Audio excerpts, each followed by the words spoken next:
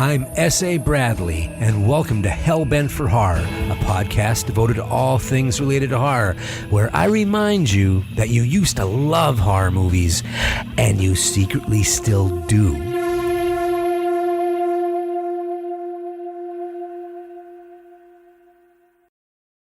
So, where do monsters come from? To me, that's the essential question that most horror stories ask of us. Monsters either come from out there, which is the dark woods or some other version of the unknown, or monsters come from in here, our human hearts, our human minds. But the horror stories that are timeless know that the answer isn't so simple. It's not so cut and dry. Mary Shelley's Frankenstein has a scientist create a monster, but it also shows how the Industrial Revolution helped create that scientist and gave that scientist the choices, which therefore changed his life and the life of all of his family. The dehumanizing effect of rapid technology and the perversion of nature allows Victor Frankenstein to become both the monster and the monster maker. Hey, what can I say? It takes a village to make a monster. And great horror stories like Frankenstein have universal appeal, and artists can reinterpret them to reflect the anxieties of every generation. And on Friday, September 13th, a new take on the Frankenstein story will open in select cities and video on demand. The name of the film is Depraved. And my guest today is legendary independent horror writer, producer, and founder of Eye Pix, Larry Fessenden. Larry, thanks so much for being on the show. Hey, man, it's great to be here. Well, before we delve into the world of Depraved, I wanted to talk a little about your connection with the horror genre. I mean, because I said that you're the founder of Eye Pix, but saying the founder of Eye Pix feels like the understatement of the decade, because when we look at that, it means that you write and you direct your own films.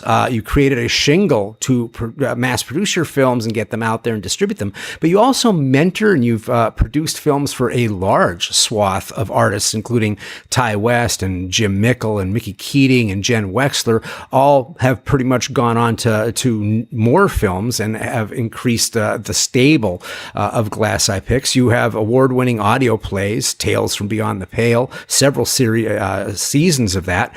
You and Graham Resnick wrote an award-winning video game, Until Dawn.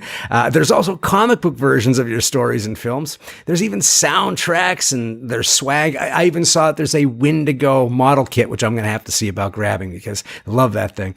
So anyway, this isn't a passing fancy, Larry. This is a real passion of yours. So what movie was it that got you on this path? What was your first kiss with horror, the movie that sent you down this road to ruin? I appreciate you calling it The Road to Ruin. I wrote a song called Road to Ruin. Well, you know, I do believe that the first movie I ever saw was King Kong, which is sweet to recall. I was in a hotel at my grandfather's waiting for something, and I remember seeing that movie. But more generally, I grew up watching the old black and white Universal movies on chiller theater and that sort of thing. I was a child of the 70s. Television was the way that you saw movies in those days. You didn't have VHS, there was no DVD and so on. You could go to the theater, and I did as often as I could. I grew up in New York City, so I had that experience. But in general, a Saturday afternoon meant I could play hooky from going and exercising with my parents and stay home and watch Frankenstein, Dracula, and of course lots of much more marginal films like The Incredible Faceless Man and just all kinds of, you know, the Attack of the Crab Monsters, all kinds of really striking and imaginatively weird movies where you could see the zipper on the monster. And that was all part of my upbringing, sort of entering into the imagination that wasn't served up like a CGI movie where you stood in judgment of the monster. It was actually up to you to sort of participate in the creating of the fantasy because there was a certain amount of amateurness or low budget aspects. So I think that opened my heart to that. But I really grew up on those movies, and that's something I think I've tried to recapture with a more modern sensibility. Of course, I eventually did grow up, though some people will dispute that, and, you know, became a child of the 60s and 70s, much more difficult times and much more sense of realism and angst in our entertainments, for everything from Romero, of course, but then Scorsese. And so then I think the movies I make are trying to blend those two things, the affection I have for the horror tropes of the Universal movies, and the themes that I felt were vital, even as a kid, but I now need to bring those into a modern sensibility and use the techniques of a more contemporary filmmaking style to sort of bring them to life again. Yeah. You bring up some interesting points, and I grew up outside of Philadelphia. I was in Pennsylvania, and we're about the same age. You're a little older. I'll just say you're a little older, but a little older, yeah, just a little older. But I grew up watching WR TV 9 and all of that out of my area. You mentioned Chiller Theater. Was your horror host Zachary at that point, or did you have someone else? Funny, I didn't have the horror host, and I'm aware of it more from those retrospective movies from the 80s where they set, right. Fright Night and so on. But Chiller, the main thing was that fantastic six-finger hand, Chiller. And so, and then the $1 Million movie, and then the 4:30 movie was the Godzilla stuff and so on. But I envy the kids that had the horror host and Elvira and so on. Right. Mine wasn't enviable that much. I had a guy named Uncle Ted, Uncle Ted's Ghoul School. He was a bad magician with a fez. It was really not. But how fantastic! Oh, really. It was wonderful, and it really did capture an entire innocence that was happening at that point. Where I always say that a lot of what happens with art happens because the money makers haven't figured out where the holes are yet. So, like downtown, when you were growing up in Manhattan, you have punk happening because there's so much empty space. Everybody's gone from the white flight. Well, with cable, or before cable, when we had the horror hosts, it was because the affiliates only had like 3 hours of regular programming. They had to fill everything else up, and Universal was running out of money because of lawsuits, and they needed to sell that shock package. And across the country, everybody came up with the same idea. They put this thing out of all these movies, some of the good, the bad, and the ugly. And before you know it, you have a film school for guys like me. And I love that you mention that you had a different mindset coming in through the 60s and 70s and into the 80s, because I grew up when we were taught that film meant something, that it was really going to change things. People listened to Andrew Sarris.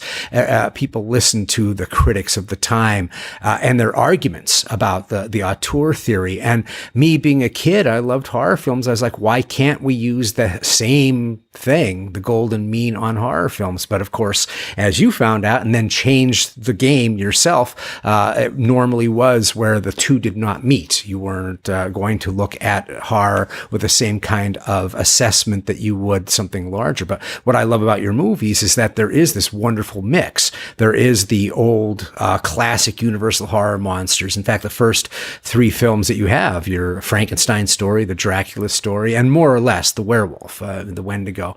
But as an artist, what's the appeal of the horror genre that draws you to tell your stories through it?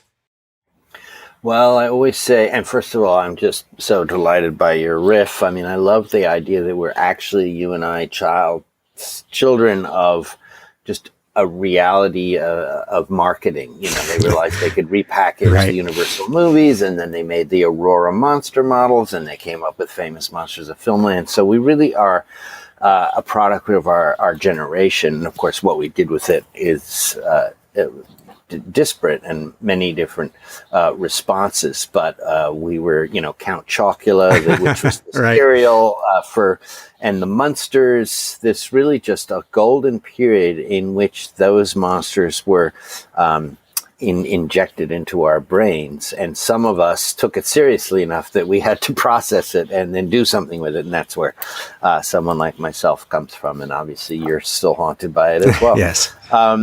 But why horror? I mean, I always say the same thing. I was wired for horror as a kid. I think, I came from a comfortable background, but I think I had the intelligence to recognize that was unusual and that it was a fragile thing.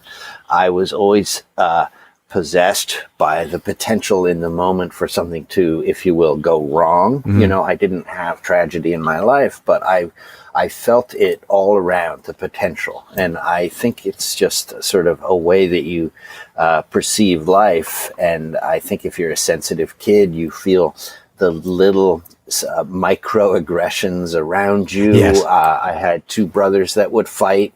Once again, I'm not claiming any of this was as dire as so many people's upbringing. In fact, I think the mundanity of it is something to analyze. I'll leave it to a shrink somewhere. And then, the 60s were also tough. You saw there was the Vietnam War. You saw that there was actually real crisis around us.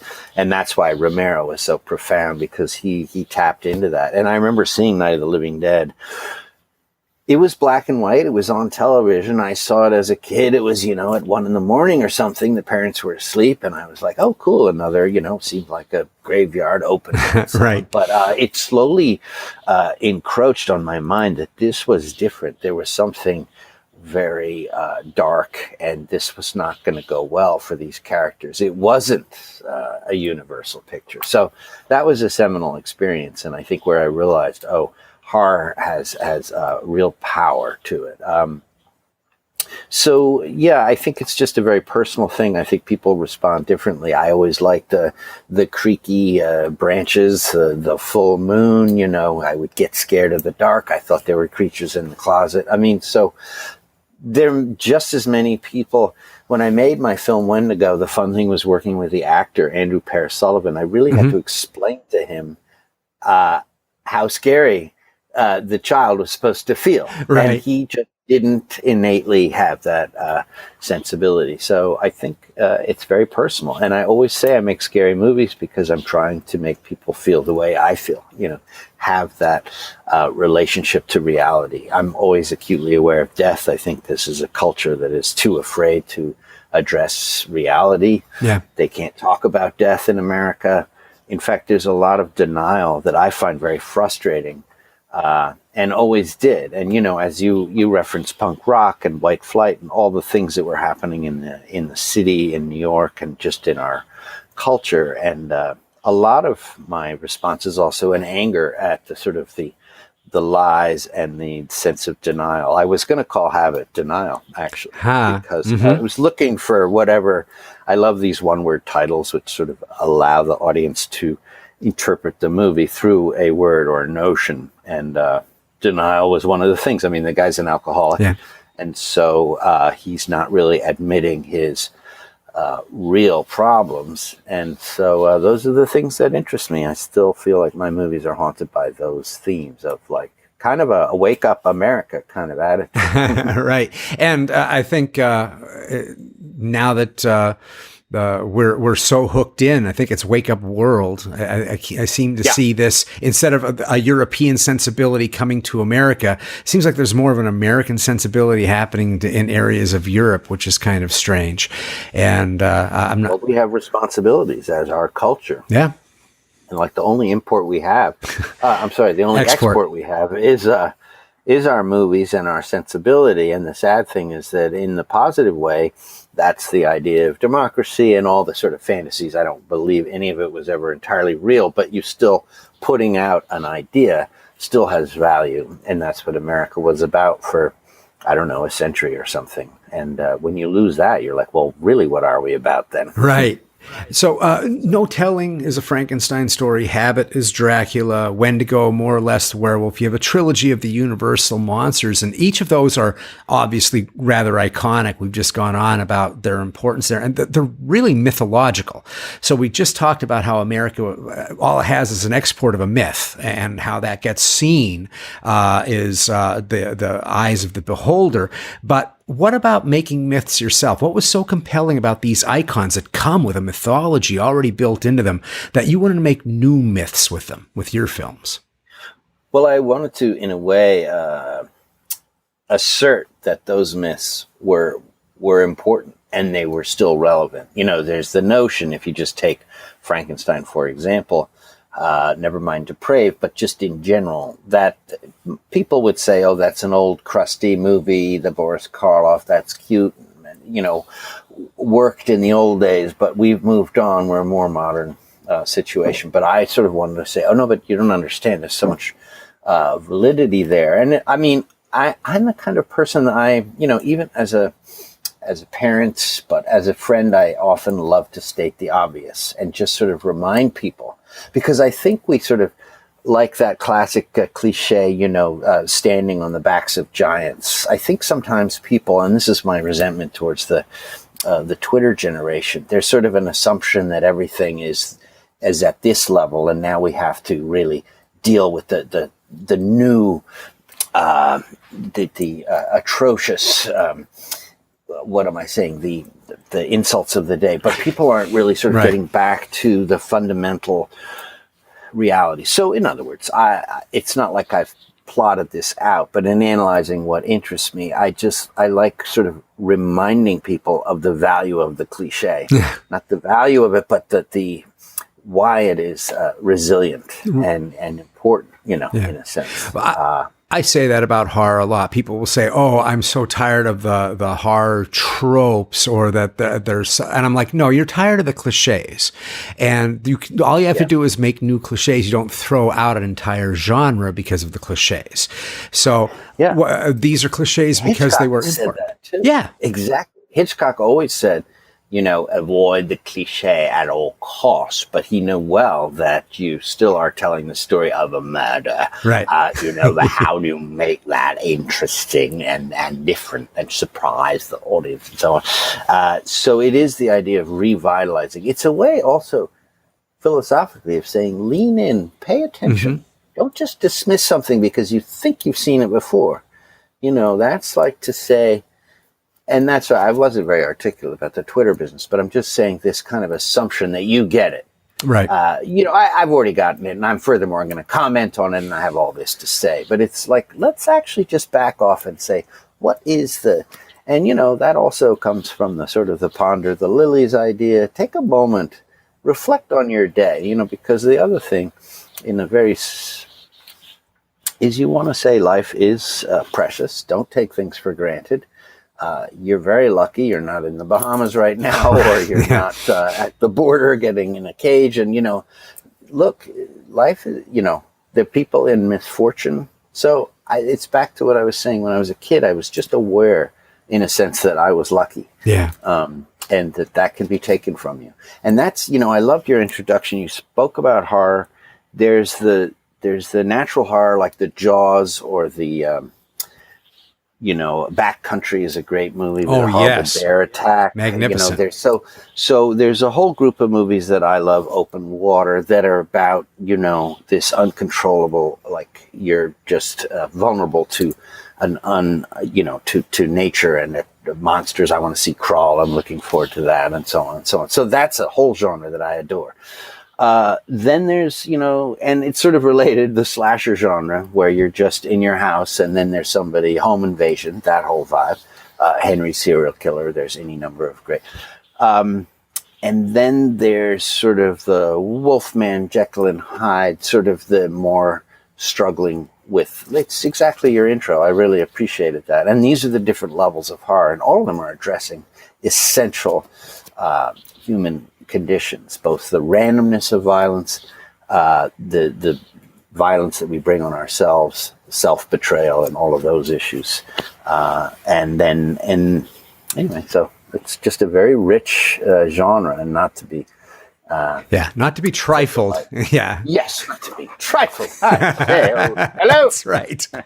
So I have to say that the first film that I saw of yours was Habit, and I saw, I believe, if IFC had put it out. And what I tell people all the time, and what I also say is, you get talked about a lot at horror conventions. In case you don't know that, you may know that, but yeah, you're one of those guys that when we bring up movies that we think are important over the last 20 years or so, your films constantly come up because they are unique from what we normally see.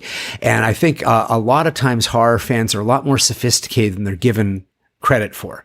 There are Absolutely. people who certainly will be more than happy to just watch something that is very obvious, but there are a lot of people who really go for anything that has a little bit more depth to it. And I will say that Habit and Guillermo del Toro's Cronos for the 90s pretty much saved the 90s horror phenomenon, because they started moving everything to thriller after Silence of the Lambs. Silence of the Lambs is magnificent, but it getting so much attention just turned everything into thrillers and psychological thrillers for some reason, or horror films became self-referential. And what I think really hit me about Habit was that it took horror seriously.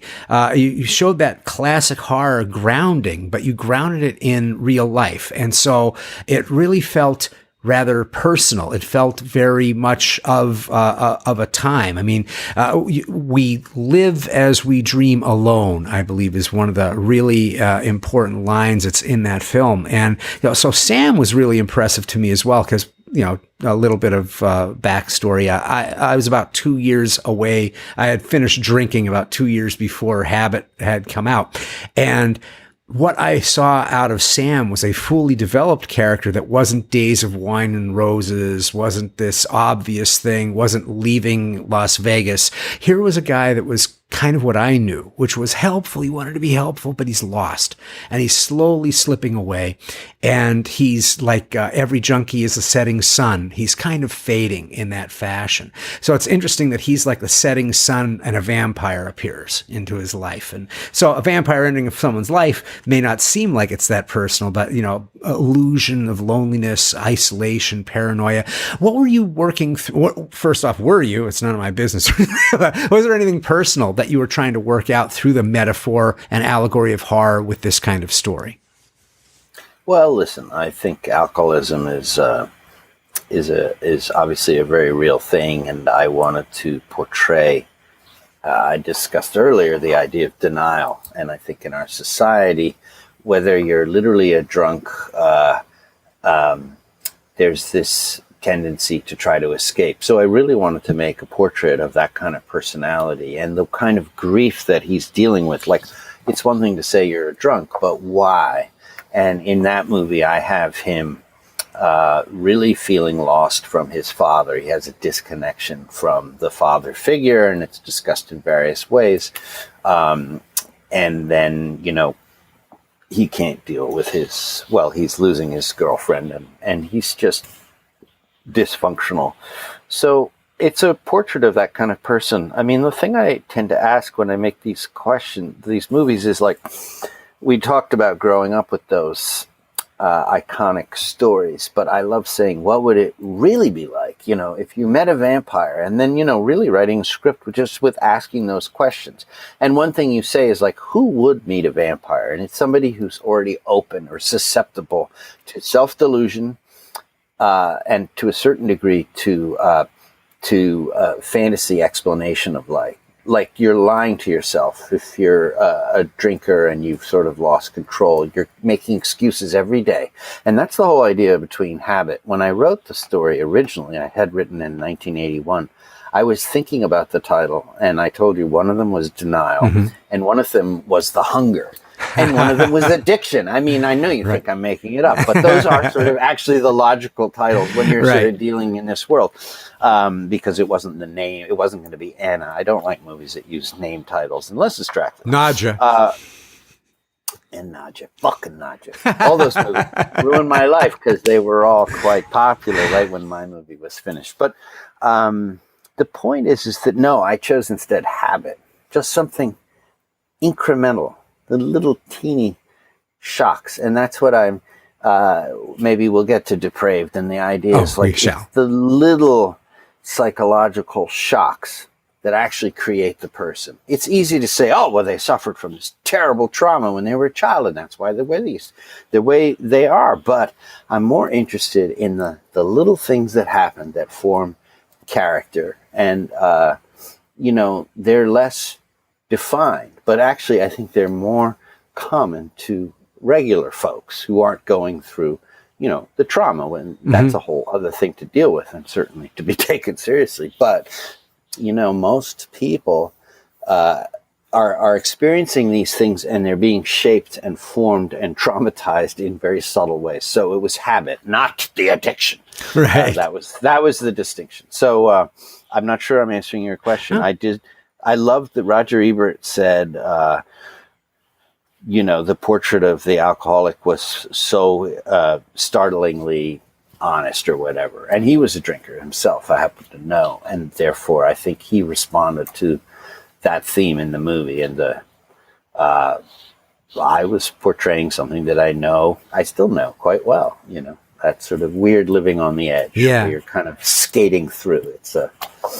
Well, everything about the way that you make your films is really intriguing to me, including titles. You mentioned habit. You're saying habit, and I'm seeing the font, that the artistry of how the name is written, and how all of your movies, No Telling, has a very interesting font look, and even the end credits are painted with drawings, and so it's as if the whole movie has an artistry to it that is unique. And I wanted to talk very quickly about that before we head right into Depraved, which is some of the things that I think were very interesting, like looking at your films, and I mean, Habit's just one that really was amazing on this kind of thing. It felt like a New Yorker horror version of Rome Open City. I mean, you had this thing of like everything felt stolen. There was like this huge energy. There were obviously people that were in the film that were not actors. They were people who were found for the moment.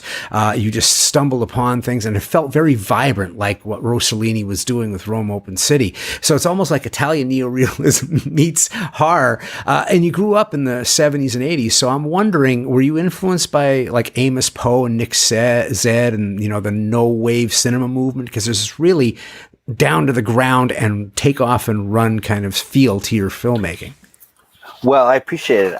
Somebody like Nick Zed and Amos Poe, I mean, I feel like we were to some degree contemporary, so I wasn't being influenced by them. I think we were all aware of the freedom brought about by the neorealists, everything all the way back to, the Bicycle Thief, but just the idea that the cameras, could hit the street, low-level lighting. My movie Habit was made on a new ASA 500T.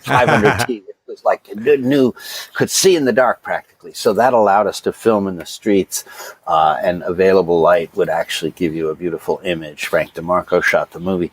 So this is what I've been saying, I love the classic tropes, but I wanted to bring a vitality and an immediacy. And that was going on with movies in general.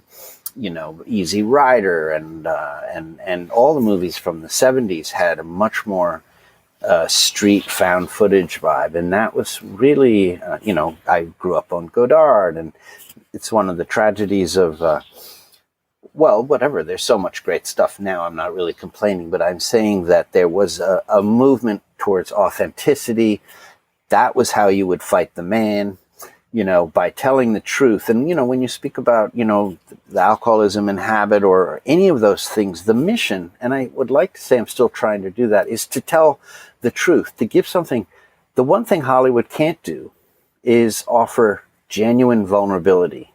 And that's something that a low-budget filmmaker still has access to. No one can tell my story more truthfully than myself. That's the one thing I have. No budget can trump, if I could use the word, that simple impulse and that reality. So it is about a certain kind of authenticity that you can bring, but then to these gothic stories, and that's what becomes so delicious, because the audience is oriented to like, oh, I know, this is how this story is going to go. He's going to try to escape, and then the vampire, and there's going to be garlic, and there's going to be steaks. Well, yeah, you deliver that, and you're like, wow, but I'm in a dialogue because I know that this guy started in a normal movie, and yet I'm experiencing this weird disconnect. And I really feel like, in a way, that's reality. You're dealing with big stories, big ideas, big talk, democracy, in America, this and that, all this sort of highfalutin stuff. And then you deal with the actual reality of it. So that dichotomy is what I think I'm trying to do, but using something fun. I mean, who wants to see a movie about alcoholism, for example? Right. No, I need a vampire in there to sweeten the deal. And on it goes, so. I think that's one of the the great vibe. things, that level of abstraction that horror allows us to be able to talk about things that are very, very upsetting, but have Absolutely. that be the boogeyman that we don't want to talk about. We have a boogeyman with a cape or whatever we would so want. And it's interesting because there is so much of a sense of true vulnerability in your films, especially Depraved. I must say, Depraved had me, I've watched it 3 times going, well, maybe this time I won't be sorrowful. No, I get sadder every time I watch the damn thing. And it's like I'm watching a horror film that makes me very sad. But I mean, you have the ability to pull that kind of reality of regret from this situation. Yet it's kind of a movie that's in magical realism. I mean, you have this very realistic feel, and then what has been with your films from the beginning, no telling, but definitely Wendigo, where you have almost a feel like the Quay brothers, or the Jan Svanemacher, or Stan Breckridge, or Stan Brackridge, the guy who did the experimental films like Of course. Mothlight, I think, was the one that I looked up because I was going, this thing with the veins, it feels like something much more natural. So I guess, how do you work on that kind of experimentalism and balance that with reality when you're trying to do movies like this? How do you know when you've gone too far, or you don't care? No, well, you don't. But listen, I do want to go back to earlier when you spoke about the graphics, and that's all my wife, Beck Underwood. Yes. She's a artist, and we're pals most of the time, and she does all those beautiful logos. And there is something about there's a handcrafted vibe to my films, which comes from trying to assert a whole other type of art. And it is, I appreciate everyone you've referenced, Svankmajer, Quay brothers, and actually Brackage. For Depraved, a lot of the visuals, we were trying to conceive of how to make the idea of the brain and the mechanisms of the brain, put that on the screen. And, one of them was the mesmerizing rhythms of Stan Brackage's movie. So I appreciate your seeing that, because it's one of the references. And the Quay brothers, I love animation and little objects and bringing them to life. And there's a childish vibe to that, which I, once again, like a vulnerability. I embrace that. I project that. I'm not ashamed of that. I'm still like a kid. And that's why I have sort of enthusiasm for you keep saying you can do this. Let's go make a movie, kids. It's an absurd naivete, especially in this crushing business. So you need to have that, and I don't mind leading with that and putting it out there and letting people sort of feed on it and react to it. Some people are dismissive, and that's fine. It may be why I'm not taken seriously in the industry, but at the same time, I know that I'm providing a kind of a sense of a playground for people to be creative and so on. I mean, Guillermo del Toro says that, an artist's job is in a way to retain their childhood, their childish dreams, their childish experience, and their wonderment. So that's what's going on. And, I really love using animation and handcrafted aspects, even in these so-called naturalistic dramas. That's the other thing. So it's a bit of a soup. But I also feel that, surrealism and all those things which we associate as different artistic movements, well, the reality is that they're all speaking about perception. And in Depraved, I had the perfect opportunity, because the trope from the movie series from Universal, and then therefore in the Hammer movies, and basically everything except Mary Shelley, was this notion of getting a brain and putting it in a body, and that becomes the essence of the creature. And in the most simplistic way from the old movies, and of course abnormal, is the idea that the brain is a criminal brain, and that's why the monster's the monster. I mean, that's a pretty lame conceit that really was part of the Universal storyline. However, if you do think about the brain transplant, then you get into the issues of identity and perception, and you get into an incredibly interesting, sort of hard to even describe discussion of cognition, how the brain works, where is identity. You get into the storylines of Oliver Sacks, who wrote about brain trauma and how people's personality were completely randomly different. Like if parts of their brain were dead due to an accident or something, they would now no longer remember 2 minutes ago, or they would think their wife was a flagpole. I mean, all this crazy shit. And you're like, wow, you mean, so it's really all just in the physicality of the brain, the synapses. And then you say, well, okay, so that's a really interesting idea. How do I show synapses? And then you get into like, oh, well, there's whole filmmakers who are using movie imagery to do something very different from telling a story in a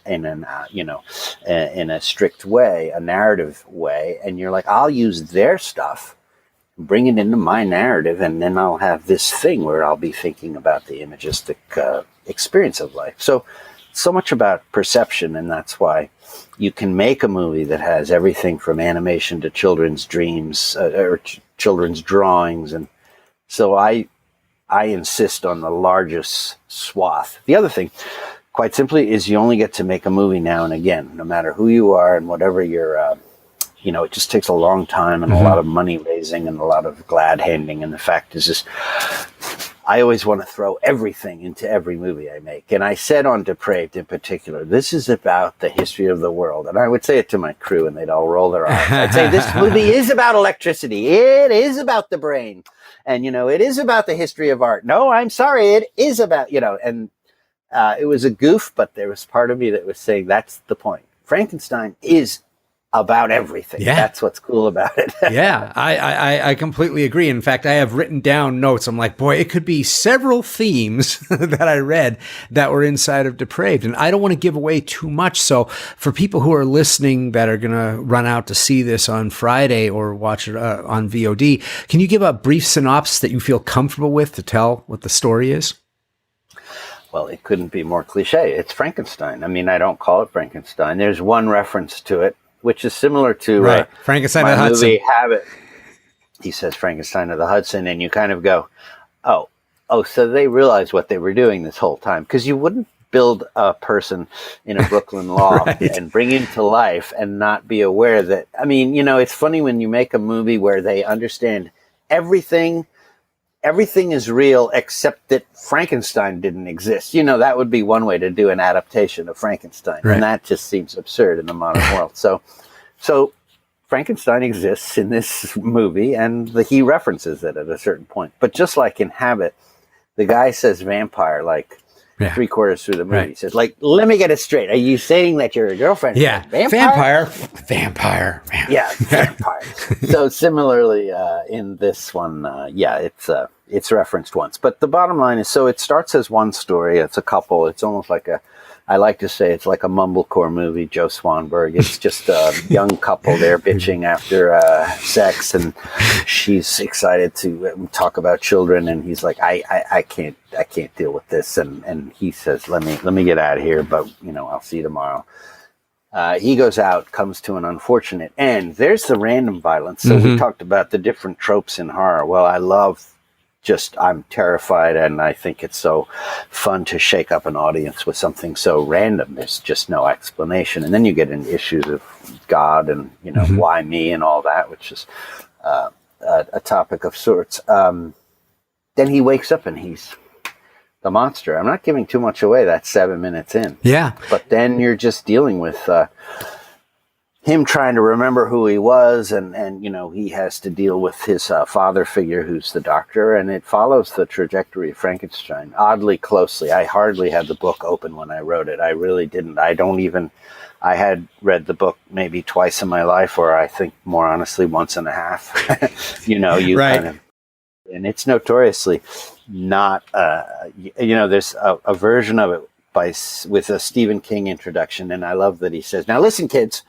This isn't what you think, but stick by it. It's really cool." Right. But, the fact is that Frankenstein, the book, is a much more contemplative literary endeavor. Yeah.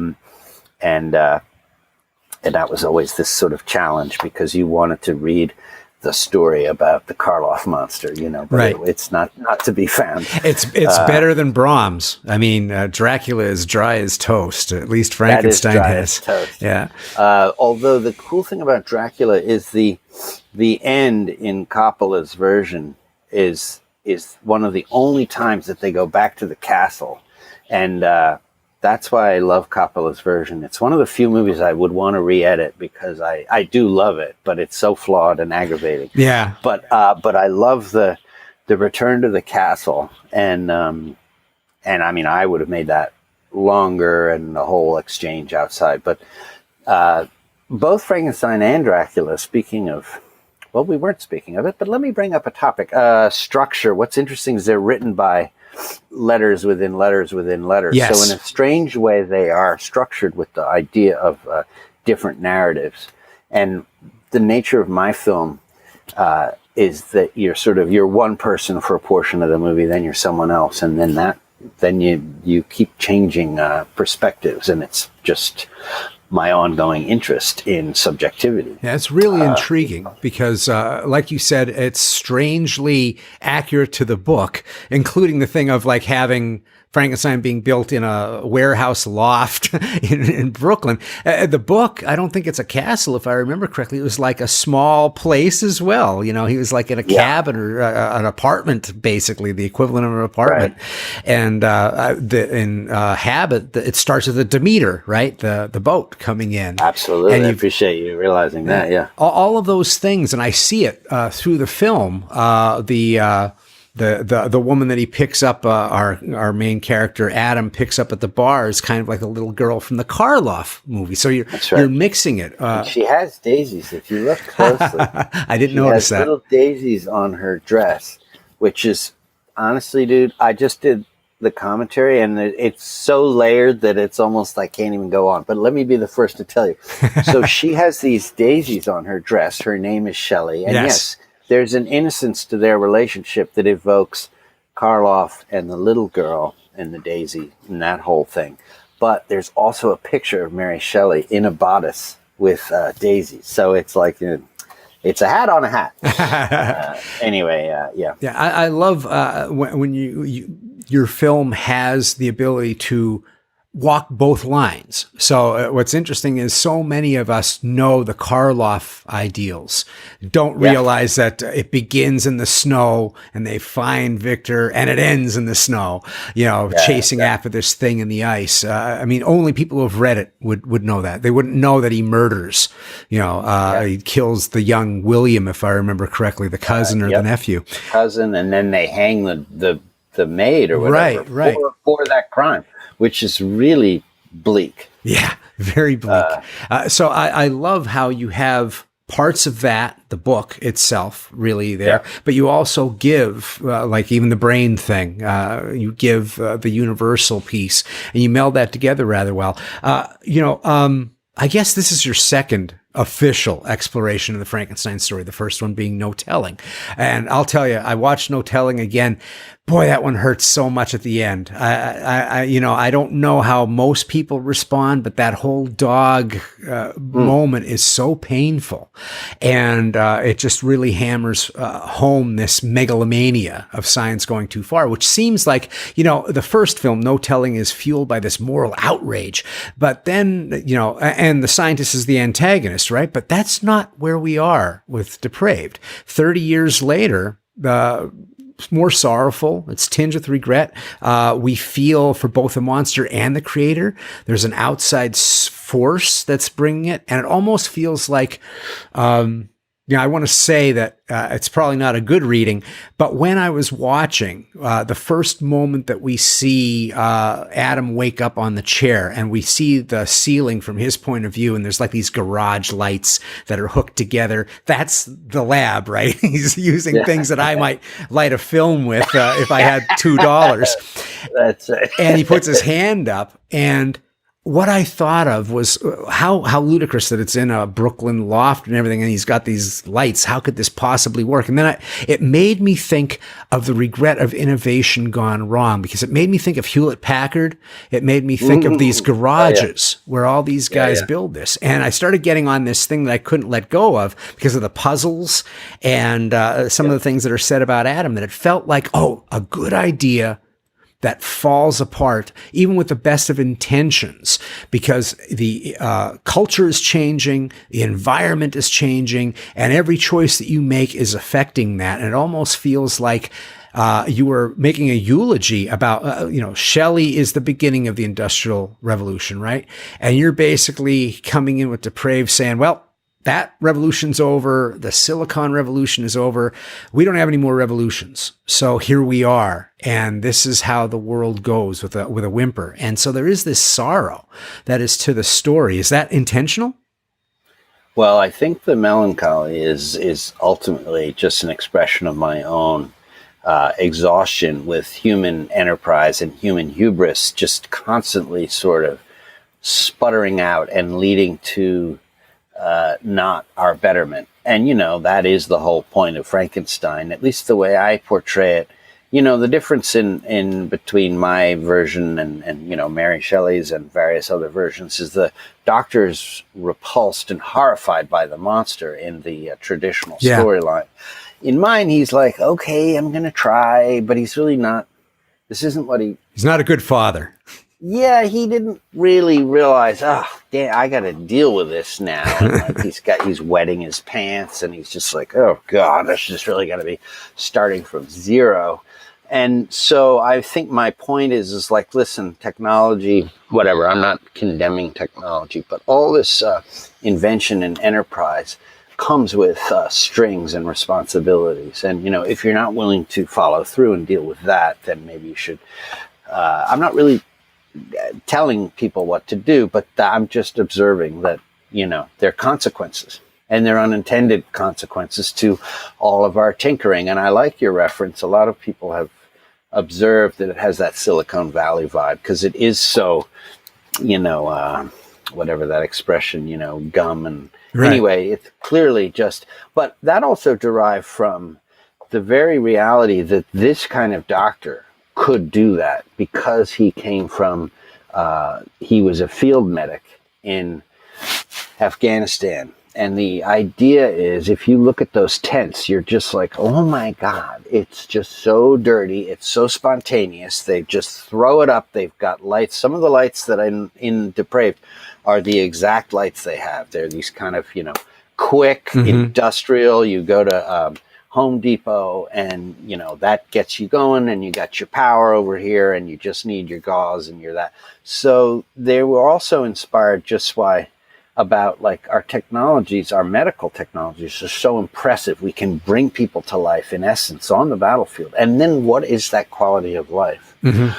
So constantly it's saying, and as I say, people think my movies are moralizing or that I have an agenda and I'm trying to tell people what to do. No, I'm just saying, let's look, this is back to what I was earlier pointing out. I'm just saying, let's just look at this again. How? Okay, great. So we can do this. But what are we going to do with that? Right. It's like obviously modern technologies, the iPhone and so on. Okay, so we can tweet and we can do this, but how's it all going for us? Can we step back for a minute and I think about, I don't have a thing for Twitter right now, but I am going to bring it up. It's like, we act like Twitter is part of nature. Like, actually you could tell Donald, dude, you're off.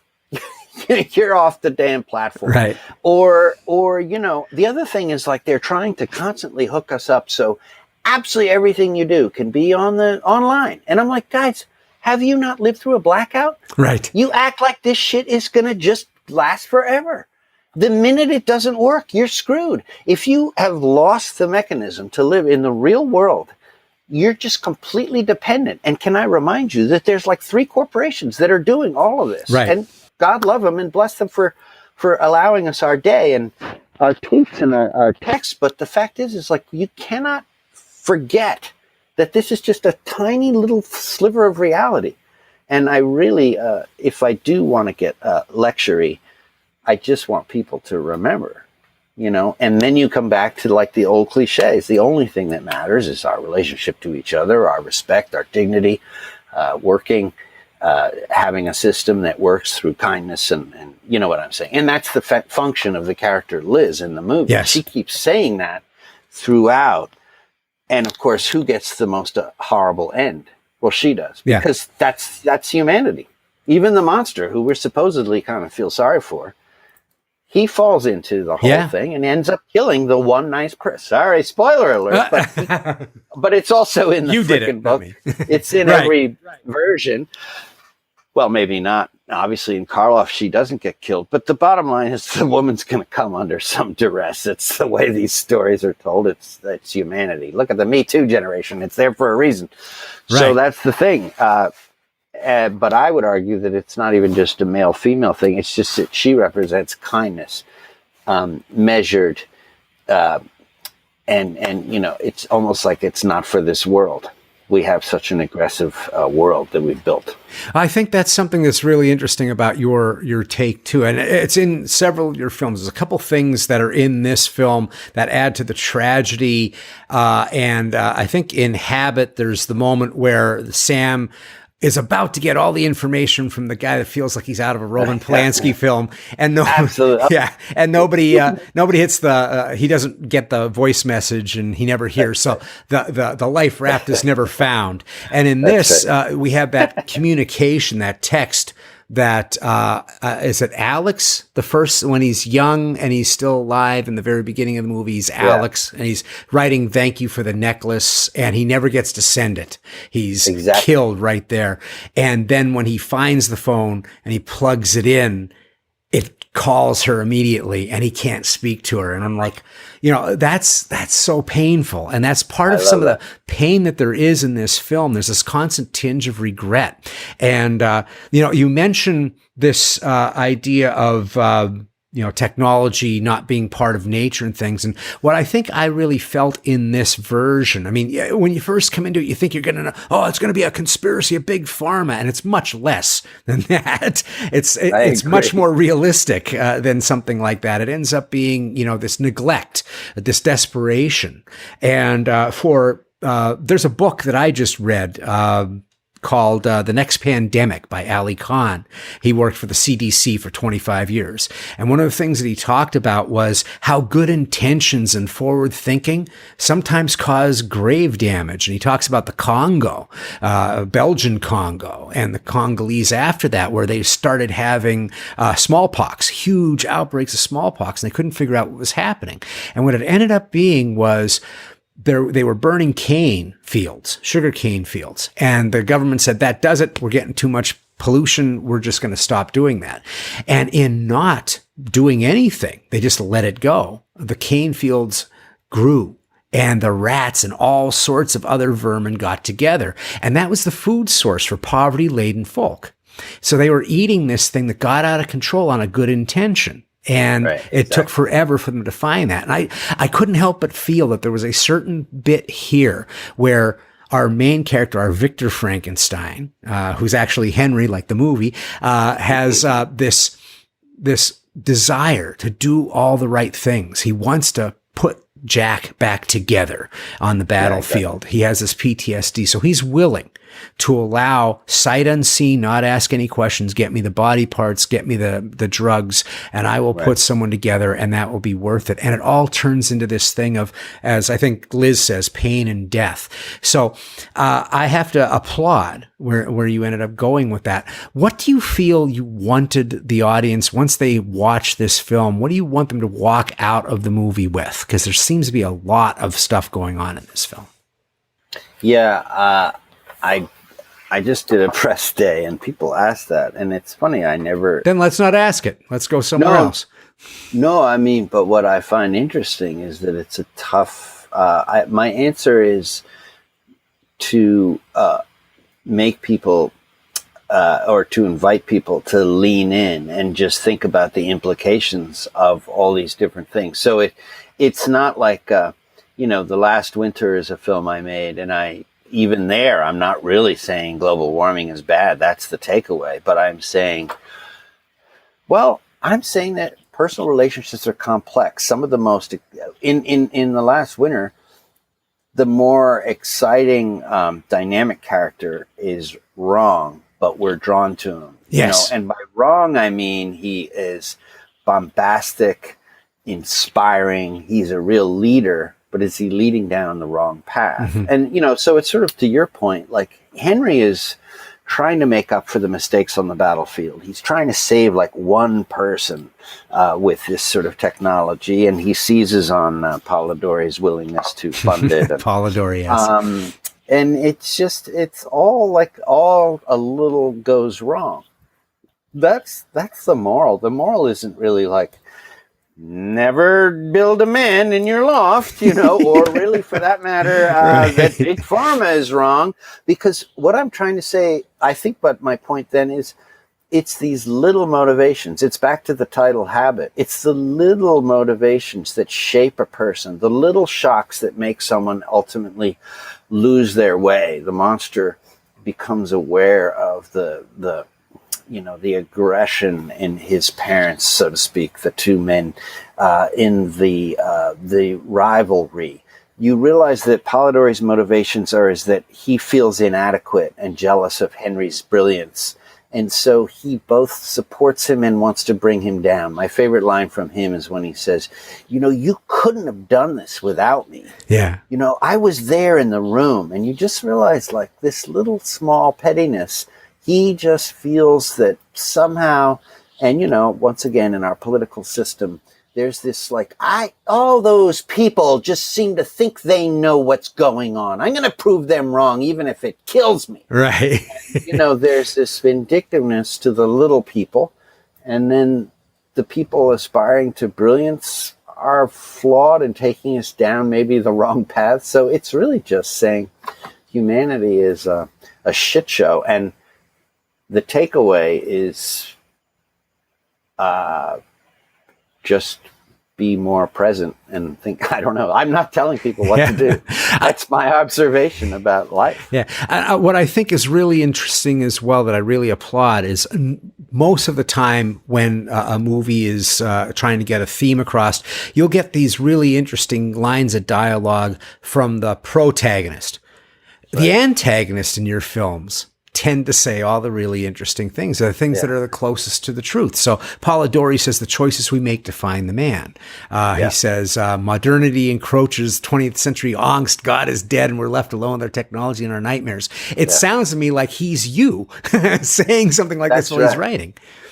But it's funny you say that, because what I like about that character, he also says something that's so brutal at the end. He says, well, companionship is overrated. Yes. And you're like, oh, what a horrible perspective. But that comes from a lonely person, right, who's never had a connection. And the whole point of Polidori is, yes, he speaks all those truths, but he's bitter. Yes. And he doesn't have the generosity of heart. So, and he's desperate. There's nothing more frightening than a person who's maybe smart enough to know this stuff, but not big-hearted enough to wield it in any positive way. I mean, I think that is depraved. Yeah. Is sort of having the resources of humanity's incredible wealth of knowledge, but applying it wrong. It's like that whole is depraved. And I think that's where our culture is going to, and that is my condemnation. That's why it's a sad movie, where it's just hopeless. Just like the monster. In the end, the monster's a monster. He killed Liz. Yeah. He can never go back. He can't have that girlfriend, even if he said, listen, I know I don't look the same, but honestly, no, he's a bad person now. He's succumbed. And I love, Polidori also says, we gave you life, but you squandered it. Yeah. I mean, that's brutal. That comes from, as you say, the villain. But that's true. Like, there's some version in which the character we most poignantly related to, the monster, who's a victim of circumstances, I don't know. Did he fuck up? So I don't know.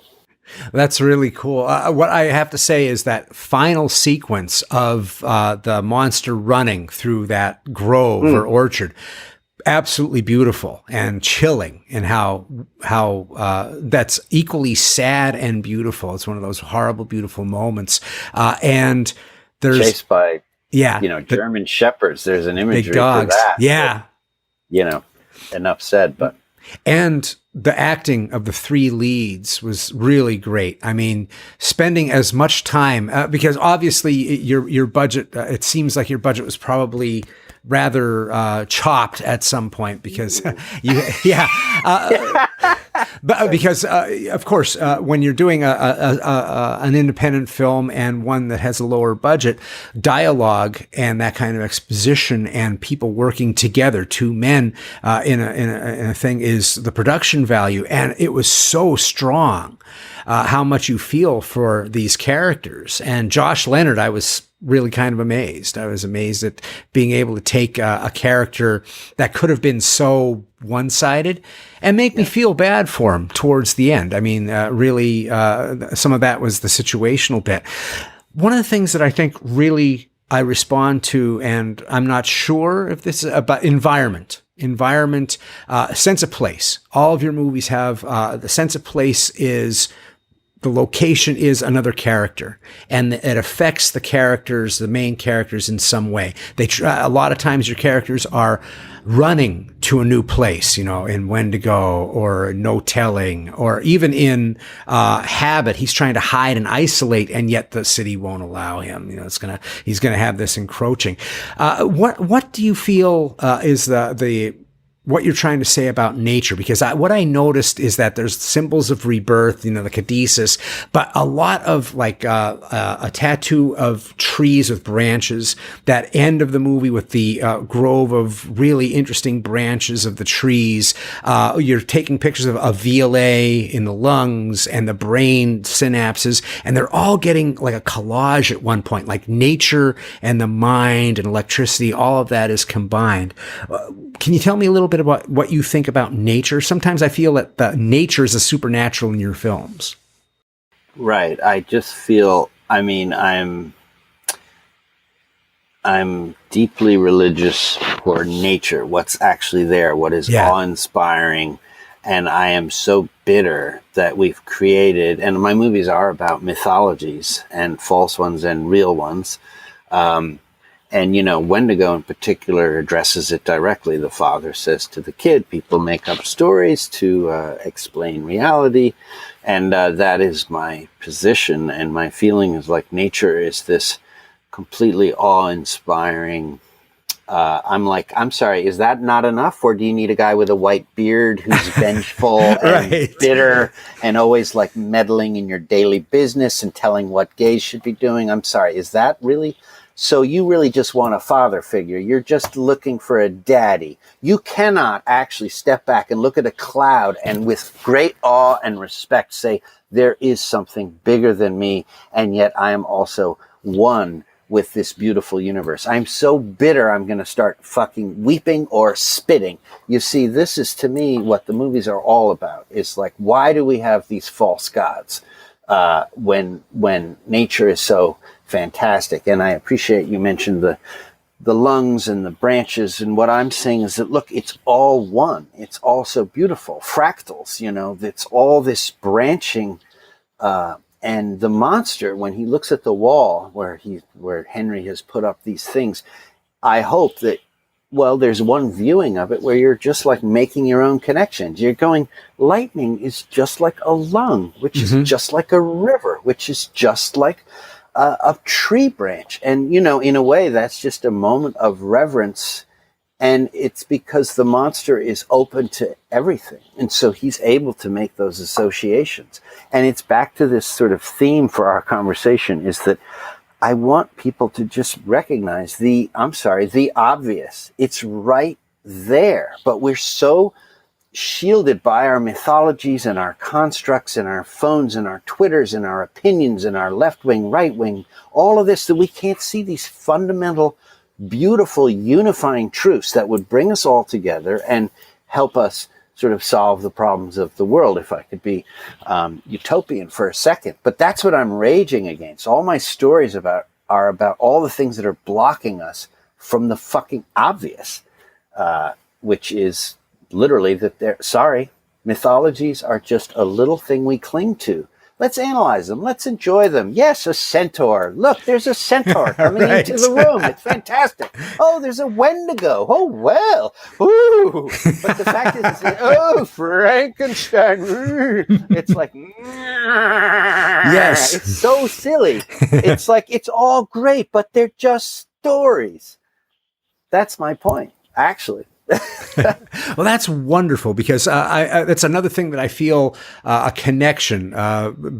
When I was young, I stole an Alfred Hitchcock book, Spellbinders and Suspense, out of my library. And one of the stories in it was the Wendigo, Algernon Blackwood. Mm-hmm. And I became a fan for life of what Algernon Blackwood was doing, which is between that and the Willows and a few others. He's my absolute favorite. So much more than Cholulu guy, whatever his name is. Yeah. Yeah, I absolutely love that Cholulu guy. Sorry, everyone loves him, but I think Blackwood is so much more. My God. One of the worst things I ever did was I read Algernon Blackwood, and then I went and tried to read Lacey's Story by Stephen King. And it was like, talk about a difference in understanding how to be economic and smart with words and beautiful with words. And to me, Algernon Blackwood, he does this thing that I kind of believe in, which I think is kind of where you're going with your films, which is that the nature of nature is that we know so little of nature. We are part of nature. First off, we talk about it like it's something over in the corner. I agree. It's disgraceful. And it's supernatural. We know so little about, we don't need supernatural. Nature, we know so little of it. If we go far enough into the woods, we're going to find the centaur, and it's not going to be supernatural. It's going to be something that was there the entire time. And so our characters, or your characters, make choices that threaten the natural order consistently. And then the natural order comes and threatens them, whatever that nature might be. Sometimes it's medical. Sometimes it's the crazy redneck hunter that's out in the boonies. Or even better, the thaw. Just the idea of the thaw, which, the last winter is just crazy phenomenal. Have you read The Willows? Oh, yes. I mean, that's one of the most bizarrely spooky films. I read that all the time, and I still don't know what happens. Yeah. It's so upsetting. I did a 2-hour version of it so back in the day, the Christmas fair horror thing used to be the big thing in England. They would do a Christmas ghost story.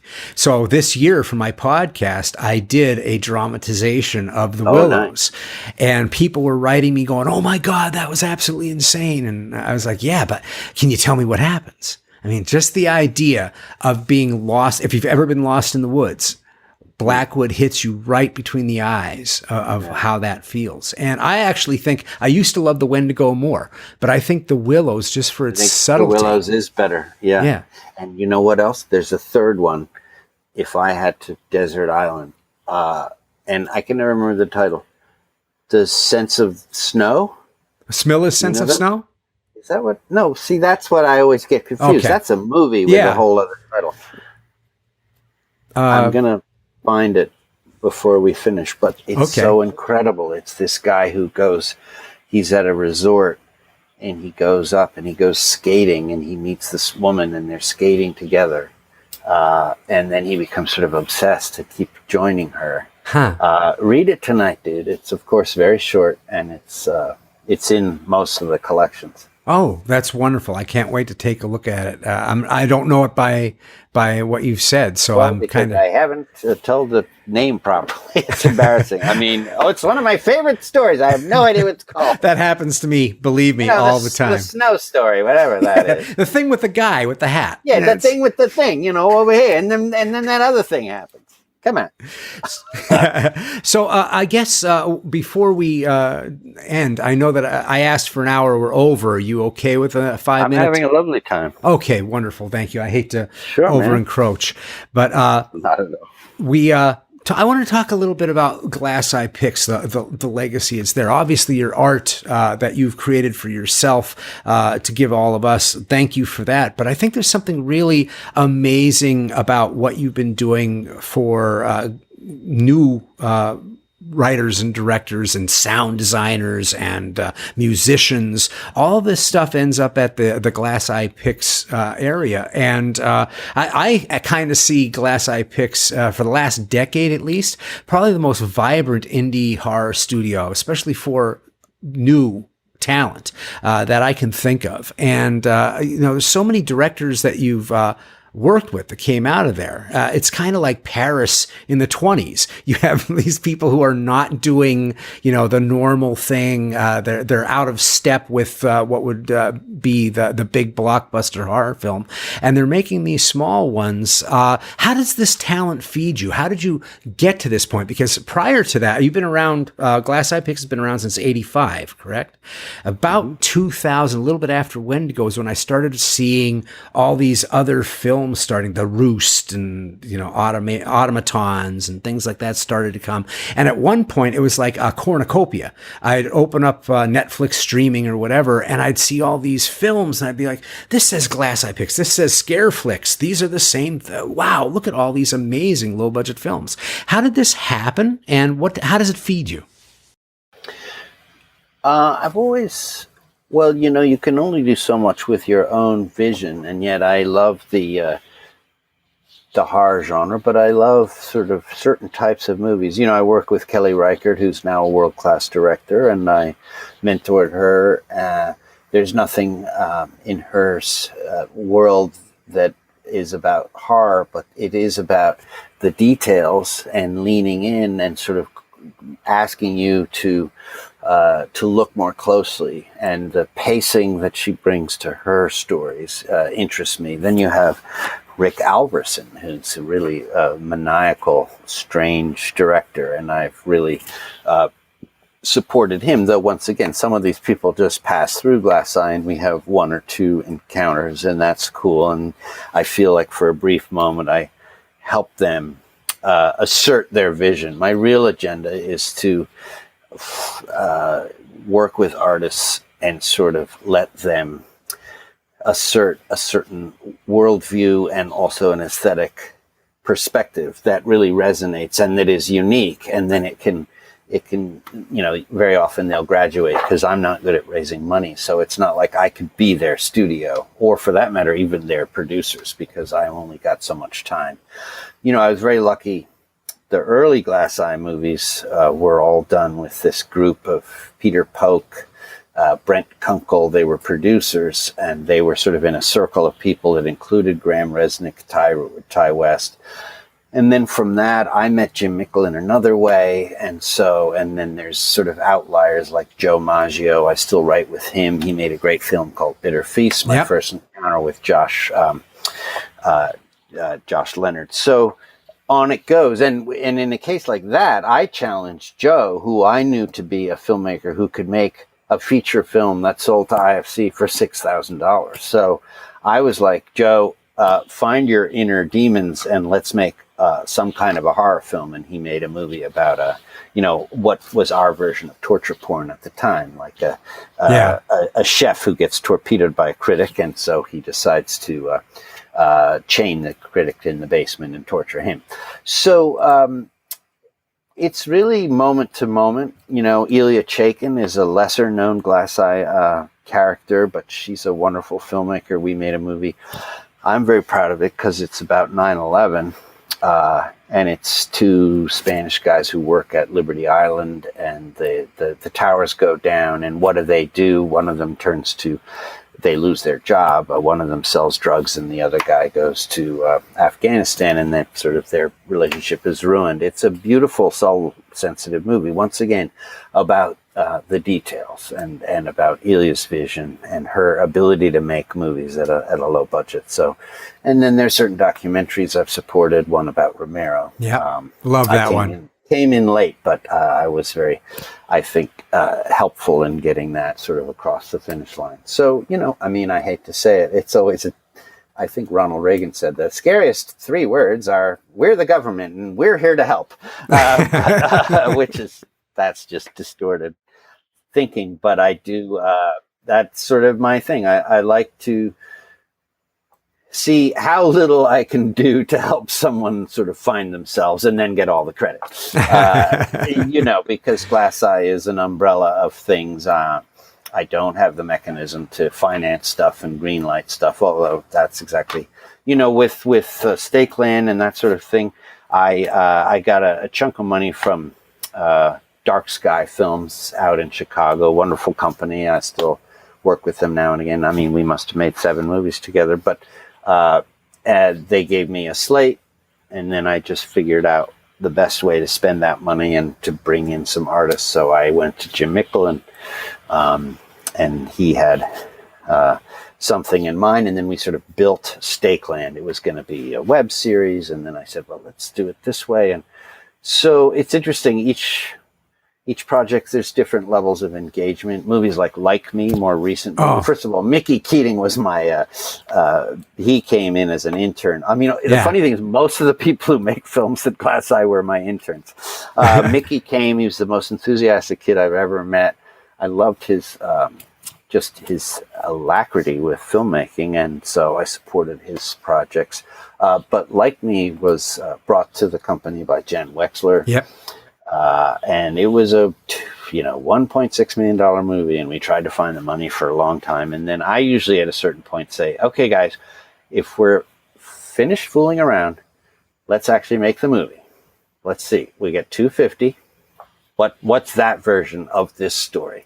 And we still had Addison Timlin, and we built the movie. And then the irony is that the whole point was we were going to get a film, an actor like Ray Liotta or something. And then the filmmaker said, Larry, would you play the role? And I was like, I don't know, man. If that just seems like you're really, you're throwing up your hands and you're saying, but no, he said, no, I just saw Habit again, and I really want to do it.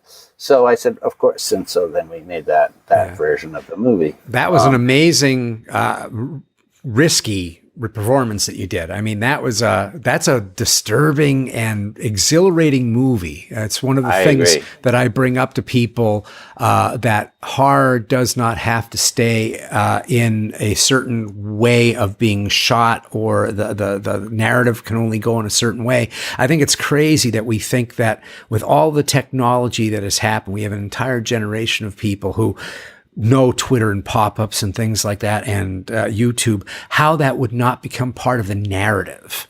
And that's what I think is amazing about that film, is that even though it went, different points of view and different visual senses and different medium are being used, I wasn't lost. I knew what was going on in it, and visually very strong. And I don't know, you rarely survive any film, but this one with one of the most reprehensible kind of characters that could possibly be done. I was like, this is courageous. This is courageous filmmaking. Yeah. And I will say that when I go to film or horror conventions, if we bring up Late Phases and Darling and Stakeland, Bitter Feast, House of the Devil, I Sell the Dead, I Can See You, which I absolutely love. Resnick was like, good for you. Wow. That's one it's one of those that I recommend to people, but I always go like this because I know that they're just not going to get it. But the people who do get it are in on it the whole way. Absolutely. 100%. Well, that's because you recognize actual brilliance. And it's funny we're talking about Graham. He just called me today, and we have an old project that we didn't try to make. We shot a great deal of it. And then, we thought, this could be a bigger project. And, we took some time to try to raise money and all the usual things. And he just said, let's bring it back and work with what we have and turn it into something. And I just got so jazzed. So it's nice to think of Graham going back into the lab and figuring out this thing and what we'll do with it. He's one of our great talents, of course, sound design, great writer. I think his Halloween little short that he did with Angus Scrim. Yum. Yeah. Oh, Angus was a great mentor to all of us. Yeah. It's such a great bit. But I mention all those, and that's just a few of the movies that I can think of that are part of the Glass Eye oeuvre. But what I think is really interesting is that we talked about flavor before, and there's kind of a low budget flavor that inspires, like I would have thought What We Are, or Joe Begos, The Mind's Eye, and movies like that were Glass Eye picks. Like directly, but they just have that DNA. They have a flavor and a feel, an East Coast kind of low budget independent. So it's been very inspiring. Like Ted Gagan, I don't know how close he is with Glass Eye, but I could have sworn We Are Still Here was a Glass Eye Picks film, and it's not, right? So no, but we are all it's also a movement of people, and we're Right. all sort of intertwined. And I know Ted, I know Travis. It was produced by Dark Sky, which I was just talking about, which only means that, there was no money, which results in a certain type of filmmaking. But, in any case, I would love to say that we are a bigger community, actually. When we do go to the festivals, I try to stay at home, but when we're out and about, we do know each other. And Sam Zimmerman, who's now at Shudder, even though that's an institution of sorts, it's still, there's a feeling of a connection there.